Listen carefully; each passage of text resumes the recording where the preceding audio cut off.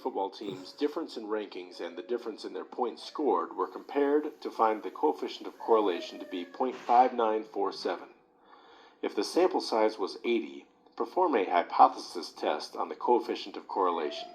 So real quickly, the scenario here is the data that was collected was the difference in rankings on the teams, on these college teams, and then these teams played each other, so you have that data of the difference in their scores, the final outcome of the game.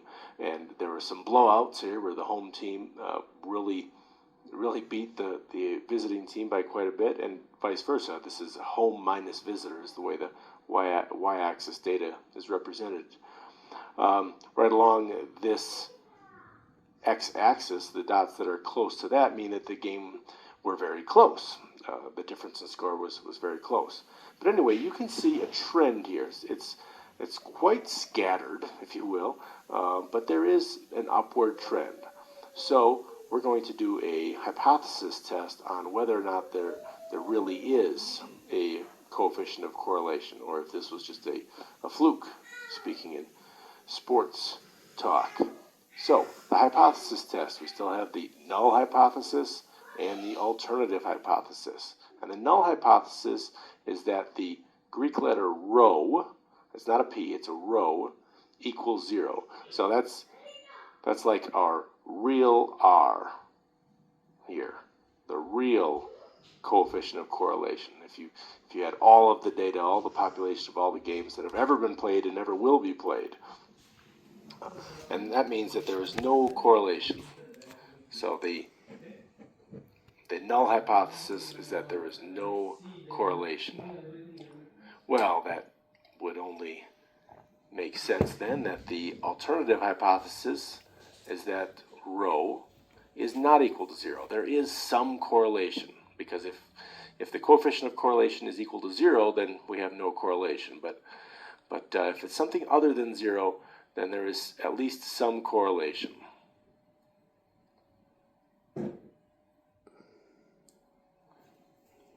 All right, the next step always with a hypothesis test is to find the p-value.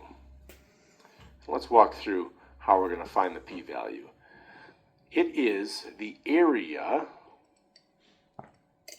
under the curve. I'll color code this in the two tails because we're talking about not equal to.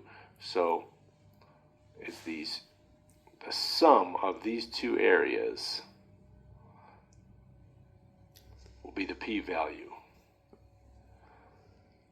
And that area is found, let's show you what this is. This is found by finding a t-value and a negative t-value, first of all.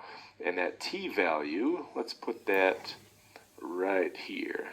This t equals your r, coefficient of correlation, times the square root of n minus 2. So 80 minus 2 is in there. And then you have the square root of 1 minus r squared. And make sure you know that this is an n, and in the denominator we have r squared. So that's how you found t, how you would find t. So we have equals for our data 0.5947 times the square root of n minus 2 would be 78, sample size minus 2, over the square root of 1 minus 0.5947 squared, and that comes to t would be approximately equal to then 6.533. Okay, once you have your t, now you can use Excel to find this sum of these areas, and that equals the t-dist function. You can use tables, of course, as well. I like Excel because it's very accurate and fast. So t-dist, and then it's looking for a t-value, degrees of freedom, and then 1 or 2 tails. And we're going to put in 2 for the number of tails. By the way, I should tell you then, since we're asking for degrees of freedom, this says n minus 2 degrees of freedom is what we're going to use. So 78 would be 80 minus 2. Okay, so plugging those numbers in, we get T-dist of the 6.533. Degrees of freedom is 78. We have 2 tails, and I'm going to put this up here because this is our p-value.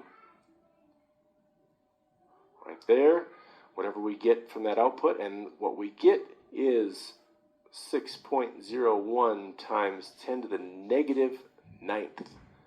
Excel says 6.01 and then E negative 9. That's Excel's way of saying times 10 to the negative 9th. This is a very small number. Very small. That is less than, if you're not given an alpha, a significance level, you can usually assume that it could be 0.05. It's much less than 0.05, and that leads us to reject the null. When we have a very low p-value, we reject the null hypothesis. And that's kind of like crossing that out in favor of the alternative. So we can say evidence suggests that there is some correlation. And that does make sense, because you look at this this cloud. It's not just some random cloud. There's a trend. There's a definite trend there to those dots, the scatter plot. So evidence suggests there is some correlation.